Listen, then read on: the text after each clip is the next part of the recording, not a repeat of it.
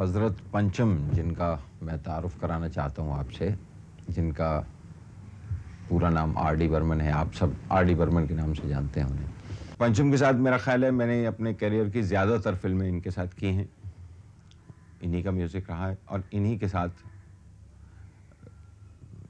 मैं अपना कहूँ तो मैंने अपनी तरबियत या अपनी ग्रोथ या म्यूज़िक जानने की थोड़ी बहुत हुई है तो मेरी इनके साथ हुई है।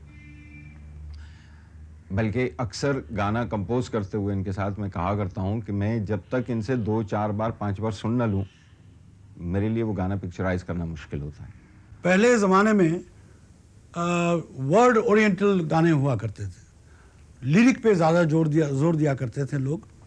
आजकल के जो डायरेक्टर है आपने देखे होंगे कि शॉर्ट डिविजन्स और किस तरीके से पिक्चराइज करेंगे वो उसके बारे में डिस्कशन ज़्यादा करते हैं। वो पहले उतना नहीं हुआ करते थे एंड छोटा म्यूज़िक हुआ करता था, जैसे इंटरल्यूड म्यूज़िक, इंट्रोडक्शन म्यूज़िक, हम लोग जिसको कोडा म्यूज़िक कहते हैं, जैसा कि क्रेसेंडो, क्लाइमैक्स, उस टाइप के म्यूज़िक कम हुआ करते थे। तो आजकल क्या हो गया कि नेचुरली वो ऐसा जब ये स्टाइल चल पड़ा तो हर गाने में म्यूज़िक का प्रभाव ज़्यादा हो गया है। और माफ़ कीजिए मेरा हिंदी थोड़ा सा गड़बड़ होता है क्योंकि मैं बंगाली हूँ। एनीवे, तो ऐसा साहब हुआ है। और आजकल क्या होता है कि ये तो ज़रूर कहूँगा कि थोड़ा बहुत डबल मीनिंग वाला गाने लिखा ज़्यादा जाता है और चालू टाइप के गाने ज़्यादा चलते हैं और ठहराव वाला गाना उतना नहीं चलता है जो चलना चाहिए था इस वक्त।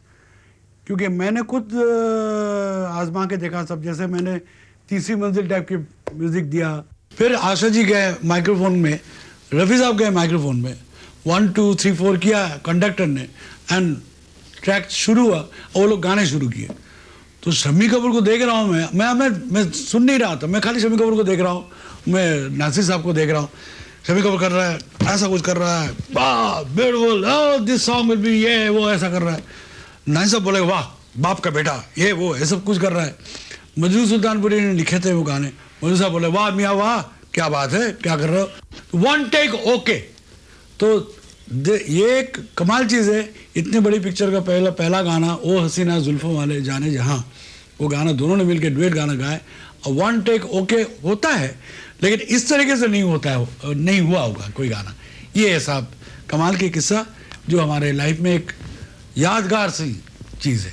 Nasir, I tell you one thing, this music is going to send trend setting music है, ये एक ट्रेंड सेट हो जाएगा। तो मैं तो एकदम ऐसे ही गिर पड़ा, बाप रे बाप इतनी बड़ी बात बोल दी। और कौन कह रहा है? शम्मी कपूर कह रहा है।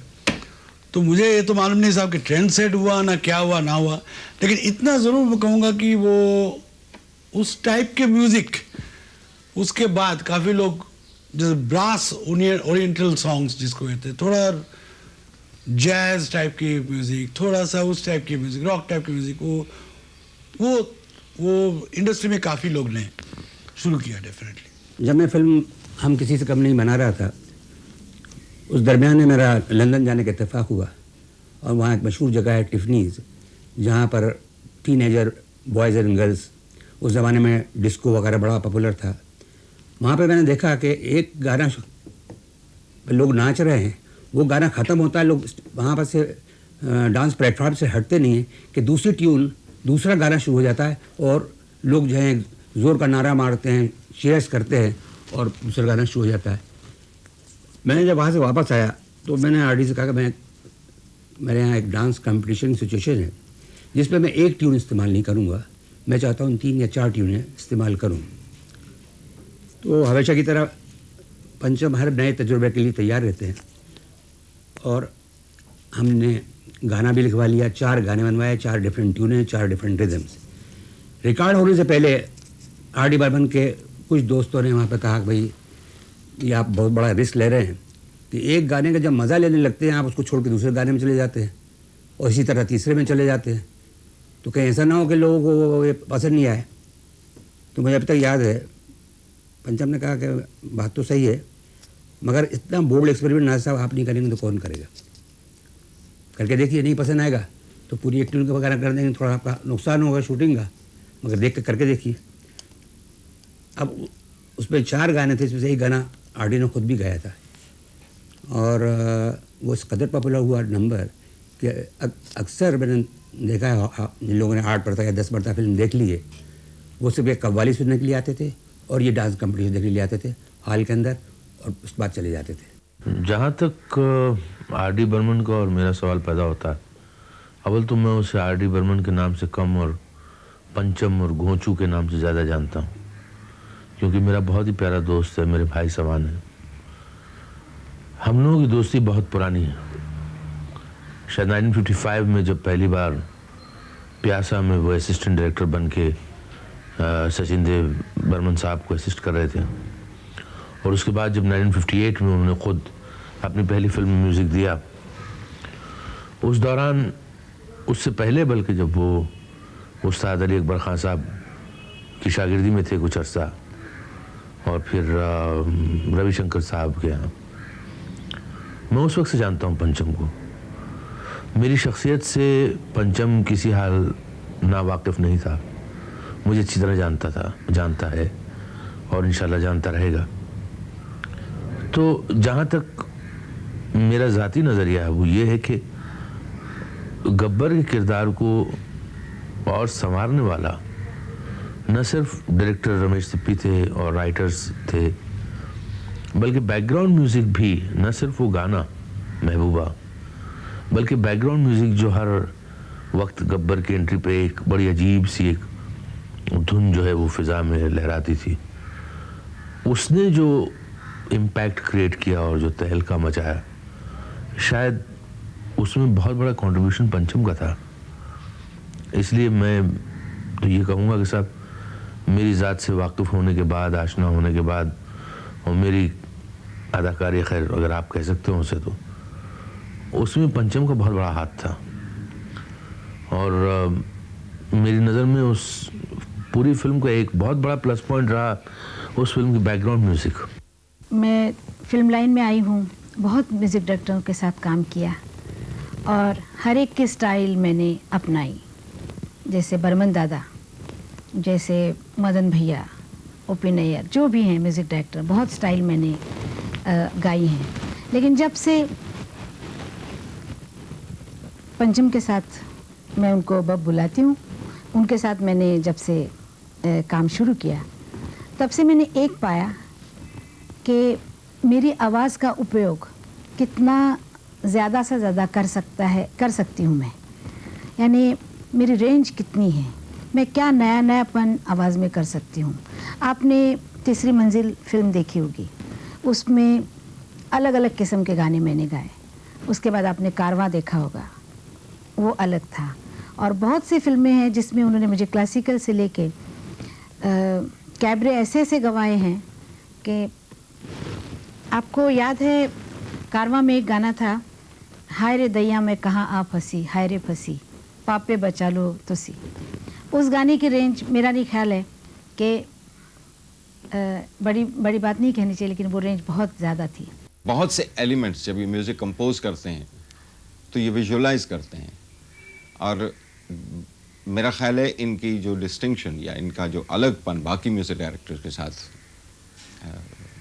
जो मैंने महसूस किया है इनके साथ काम करते हुए, वो ये कि फिल्म मीडियम को बड़ा कमाल समझते हैं। इस मीडियम को, जिस मीडियम में ये म्यूज़िक देते हैं, उस मीडियम को बहुत खूबसूरती से समझते हैं और बहुत अच्छी तरह जानते हैं। मतलब गाना कंपोज करते हुए वो आपको सीन्स भी सजेस्ट कर देते हैं, सीन या उनके म्यूज़िक में से निकल आता है सीन, और या कई जगह कोई म्यूज़िक कंपोज किया और ये आपको इमेजेस आपकी तरफ फेंकते हैं, वो इमेजेस जो मुझे लगता है कि इस मीडियम में म्यूज़िक देने के लिए बहुत ही ज़रूरी हैं। 2 दिन पहले शक्तिदा ने, मतलब शक्ति सामंत साहब ने उनकी सिचुएशन बता के गए। अच्छा, वो सिचुएशन क्या बता के गए, वो सीन बता के गए कि राजेश खन्ना साहब आशा पारेख जी को वहाँ पे लेके जाएंगे और बिंदु आएगी, बिंदु पहले जानती है उसको, और वो आके उसको एक्सपोज कर देंगे कि आप वो लड़की नहीं है जिसका नाम वो है। तो उसमें आशा पारेख जो कैरेक्टर है उस कैरेक्टर गिर जाएगी। तो वो बोल के चले गए हम लोग दारू पी रहे थे, तो बख्शी साहब ने बोले कि यार पंचम एक बात सुनो। हमने क्या है कि हम लोग कैबरे करते रहते हैं, कैबरे गाना बना, तो ये ज़रूरी है कि वो गाने में गाना गा के बोले और डायलॉग फॉर्म में क्यों नहीं बोले कि ये लड़की जैसा सीन शक्ति जाने बता के गए। हमने क्यों नहीं, हमने कैसे, फिर आप सुन लीजिए किस तरीके से हम लोगों ने बनाया वो गाना। वो गाना भी है, इट्स लाइक क्या बोल सकते हैं, जैसा अंग्रेजी पिक्चर में जैसे माय फेयर लेडी में होता है, वेस्ट साइड स्टोरी में होता है कि when it's song scene is a part of a song, it's like that. तो मतलब वो सीन ही हम लोगों ने, उन्होंने लिखा ही सीन और हम लोगों ने कुछ नहीं किया, हम लोग कुछ ज़्यादा कुछ गाना नहीं बनाया, उसका म्यूज़िक एक बना दिया, रिदम बना दिया।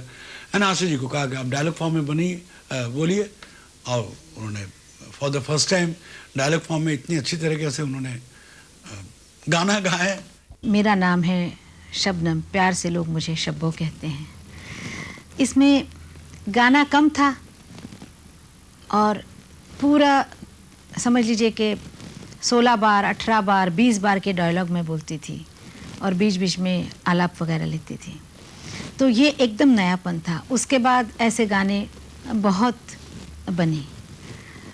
मैं बताती हूँ, मुझे एक मज़ा हुआ था कि ये गाना सुनने के बाद मद्रास की किसी फिल्म में ये गाना लिया था, सेम सब ट्यून और बोलने का सब। फिर वो फिल्म चलने के बाद फिर उसको हिंदी में उन्होंने डब करना चाहा, तो अगेन वो गाना मेरे पास आया। और तो मैं हंस रही थी कि अब खाली उसमें बोल अलग अलग थे लेकिन वही ट्यून थी। तो इनके गाने बहुत लोगों ने मतलब लिए हैं, उसका एक वो मिसाल है। I am not a professional singer like such. मेरे बचपन में एक टॉन्सिल ऑपरेशन हो चुका है, उसके बाद मेरा गले का बिहेवियर थोड़ा सा चेंज हो गया था, मतलब हल्का पतला सा वॉइस हो गया था कि जब भी मैं गाता हूँ मैं कोशिश करता हूँ कि थोड़ा अलग टाइप का वॉइस में गाऊँ। लेकिन एक सौभाग्य और दुर्भाग्य की बात भी मैं कहना चाहूँगा कि मेरे वॉइस सुन के अमिताभ साहब बहुत खुश हो गए थे। अमिताभ साहब ने कहा कि भैया पंचम, ये मेरे लिए तो तुमको गाना ही पड़ेगा। मैं बोला कि यार फिर से फंसने वाली बात है, एक तो तुम्हारे लिए गाना गाऊँ और ऐसा वैसा करके गाना, बोला नहीं तुम्हारा नॉर्मल वॉइस में गाना गाओ। तो मैंने 2 पिक्चर की है उनके साथ। वो 2 पिक्चर, मेरा दुर्भाग्य है कि वो 2 पिक्चर चली नहीं। उस पिक्चर, एक पिक्चर का नाम है महान, जो भी अगेन साउथ की मद्रास की पिक्चर थी, उसमें अमिताभ साहब के ट्रिपल रोल था, और एक पिक्चर किया था पुकार। उस दोनों पिक्चर में मैंने प्लेबैक दिया था उनके लिए, लोगों ने बहुत तारीफ की। If I ever do anything for children's films, I would like to make a film for children myself, and if I do that, and if I want to use music, whether as a background music or as a song, my first thought would be to ask Pancham to do the music, because I can't think of anybody else. I mean, firstly, I would not be comfortable with working with anybody else, and secondly, because I love his music. I feel very funny saying this. एक film किताब बनाई हमने, किताब जिसमें बच्चे सारे class में बैठे हुए शोर मचाना शुरू करते हैं और अपने अपने डेस्क पीट कर गाना शुरू करते हैं, आ आ ई मास्टर जी की आ गई चिट्ठी। और पंचम जब ये कंपोज कर रहे थे, इसका म्यूज़िक बना रहे थे, उस वक्त हमें ये बिल्कुल ख्याल नहीं आया कि ये क्या करने वाले हैं रिकॉर्डिंग में, क्योंकि रिकॉर्डिंग में इन्होंने सिर्फ कुछ डेस्क टेबल सामने रख लिया और उनको पीटना शुरू कर दिया और उसके ऊपर वो रिदम तैयार किया जो बहुत ही रियलिस्टिक है। मेरा ख्याल है ये कुछ अंग हैं उनके जो उन्हें अनोखा और अलग बनाते हैं बाकी तमाम म्यूजिक डायरेक्टर से। फिर पंचम के साथ मैं लगे हाथों यहीं पे ये भी जिक्र कर दूं कि जैसे मैंने कहा था कि उनके अंदर का बचपना नहीं गया, मुझे लगता है उनका लगाव बच्चों के साथ या वो बच्चों की तरह महसूस कर लेना एक बहुत कमाल की खूबी है। और इन्होंने बच्चों के गाने जो दिए हैं, जैसे फिल्म थी मासूम जिसमें लकड़ी की काठी काठी का घोड़ा, काठी घोड़े की दुम पे मारा जो थोड़ा दौड़ा दौड़ा दौड़ा घोड़ा दुम दबा के दौड़ा, इस तरह के गाने ये, और वो गाना लोगों को पसंद भी आया, लोगों ने उसे अपनाया, पॉपुलर हुआ बहुत। वो जब तक बच्चे की तरह आदमी महसूस ना कर सके, मुझे नहीं लगता कि कोई इस तरह से गाना कंपोज कर सकता है। परिचय में सारे के सारे गानों को लेकर गाते चले। एक और मिसाल है बच्चों के गाने के बारे में, यही किताब का गाना जिसके बारे में मैं जिक्र कर रहा था, आ ई मास्टर जी की आ गई चिट्ठी। जब तक आदमी वो लड़कपन या वो स्कूल बॉयश मिजाज या टेम्परामेंट वो ना हो आदमी में, तब तक ये इस तरह के गाने कंपोज करना बड़ा मुश्किल काम है। खूबसूरत में एक गाना था इनका, मुझे बोल इस वक्त याद नहीं, इतना याद है कि कायदा कायदा कायदा आखिर इसका फ़ायदा। I find his music fabulous. I mean, it's been, when I was a small kid, I always used to listen to Indian film music at home because I was brought up with Indian kids, and I always heard his stuff. I didn't know why. I always picked on it. And the more I collected Indian film music and or any Indian music generally, it was always his stuff that stood out. He is a fabulous singer, no doubt. एक तरफ निहायत traditional है, बहुत कम लोग जानते हैं कि हिंदुस्तानी classical music से पूरी तरह वाकिफ़ हैं, और उसके साथ साथ बहुत मॉडर्न है। आज के दुनिया भर के म्यूज़िक में जो भी एक्सपेरिमेंट्स हुए हैं या हो रहे हैं उनसे वाकिफ़ हैं, और वो ख़ुद भी करते रहते हैं इस तरह के तजुर्बे, इस तरह के एक्सपेरिमेंट्स।